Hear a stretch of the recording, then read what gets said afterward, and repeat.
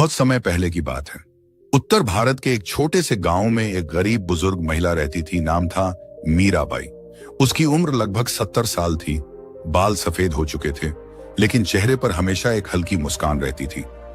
उसके पास न बड़ा घर था, न जमीन, न ज्यादा पैसे, फिर भी वह हमेशा खुश रहती थी।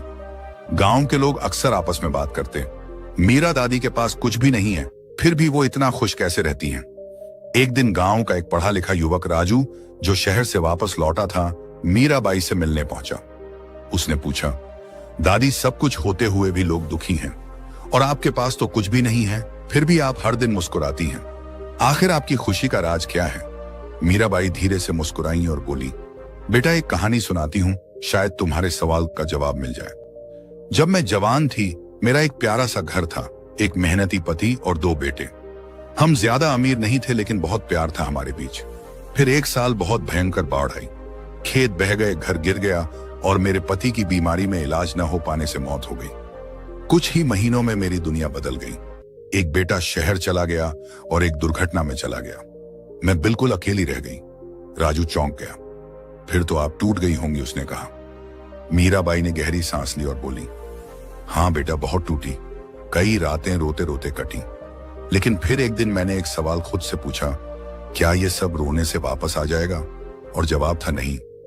फिर मैंने सोचा, क्या कुछ बचा है मेरे पास? और जवाब था हाँ। राजू ने उत्सुकता से पूछा, क्या बचा था आपके पास? मेरे पास सुबह का सूरज था, गांव की चहचहाती चिड़ियां और सबसे जरूरी मेरी सांसें थीं।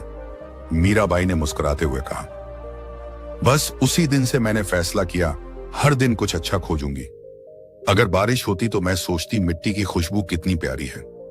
अगर सूरज निकलता तो मैं सोचती धूप में बैठकर शरीर कितना आराम पाता है।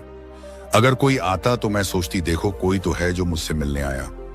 अगर कोई नहीं आता तो मैं खुद से बात करती, मीरा तू जिंदा है, यही सबसे बड़ी बात है।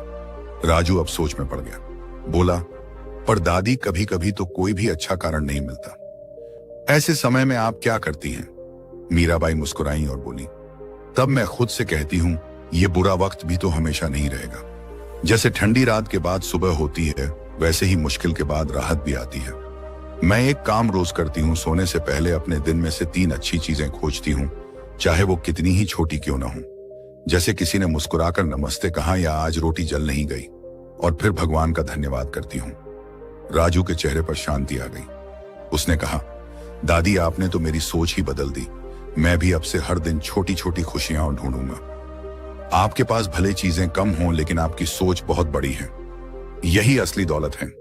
धीरे धीरे राजू ने मीराबाई की बातों को जीवन में अपनाया और फिर गांव के और लोग भी मीराबाई की बातों से प्रेरित होने लगे। अब गांव का नाम सही मायनों में सार्थक हो गया था। वहां के लोग खुश रहना सीख गए थे। कहानी से सीख, खुशी बाहर से नहीं अंदर से आती है।